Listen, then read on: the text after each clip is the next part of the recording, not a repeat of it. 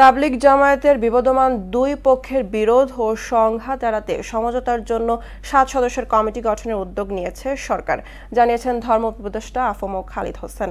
পাশাপাশি শান্তিপূর্ণ সমাধানের মাধ্যমে সমঝোতার পথ বের করার চেষ্টা করছেন মাওলানা জুবায়ের ও মাওলানা সাদ অনুসারীরা। শামীমুজ্জামান চৌধুরীর রিপোর্ট।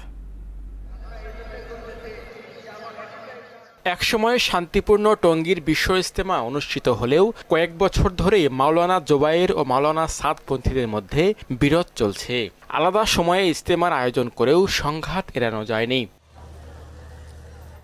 জাতীয় নির্বাচনকে সামনে রেখে এই বিরোধ নিষ্পত্তির উদ্যোগ নিয়েছে ধর্ম মন্ত্রণালয়। দুপক্ষের শীর্ষ নেতাদের নিয়ে অনুষ্ঠিত হয়েছে সমঝোতা বৈঠক। এতে শান্তিপূর্ণ ইজতেমা আয়োজনে প্রতিশ্রুতি দেয় দুই পক্ষই। আমরা আশা করছি যে আগামী দিনে তাবলীগের কাজকে কেন্দ্র করে, বিশ্ব ইজতেমাকে কেন্দ্র করে আর কোনো নতুন কোনো সংঘাতমূলক পরিস্থিতি তৈরি হবে না। আলোচনা হলো যে দুই পক্ষ সুন্দরভাবে কীভাবে কাজ করতে পারে এবং দুই পক্ষের এক হওয়ার বিষয়টা আসলে মূলত এটা বাংলাদেশের বিষয় না, এটা হলো তাবলীগের যে মূল কেন্দ্র, সেখানকার সারা বিশ্বব্যাপী একটা বিষয়। এটা তাবলীগের যত সমস্যা আছে, কাকরাইল মসজিদ, টঙ্গী বিশ্ব ইজতেমা, এছাড়া আমাদেরকে বিভিন্ন সময় মসজিদ থেকে বের করে দেওয়া, আপনারাও দেখেছেন, যেটা আল্লাহর ঘর, যেখানে কাউকে বের করে দেওয়া উচিত নয়, তারপরও করা হয়।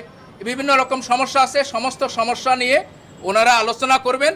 এ বিষয়ে মন্ত্রণালয়ের অবস্থান তুলে ধরেন ধর্ম উপদেষ্টা। কিছু সমস্যা তো দুই গ্রুপের ভিতরে আছে, এগুলোকে সহনীয় পর্যায়ে আনার জন্য আমরা কথা বলেছি। অত্যন্ত সৌহার্দ্যপূর্ণ পরিবেশে আজকের এই বৈঠক হয়েছে। গত বছর একটা হত্যাকাণ্ড সংঘটিত হয়েছে, এইরকম পরিস্থিতি যাতে আগামী দিনে না হয়, পুনরাবৃত্তি না ঘটে, এ ব্যাপারে আমরা উভয় পক্ষের সহযোগিতা চেয়েছি।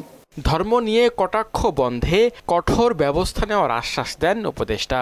ধর্ম নিয়ে কটাক্ষ, বক্রোক্তি, ব্যঙ্গোক্তি। শামীমুজ্জামান চৌধুরী, মহানা সংবাদ, ঢাকা।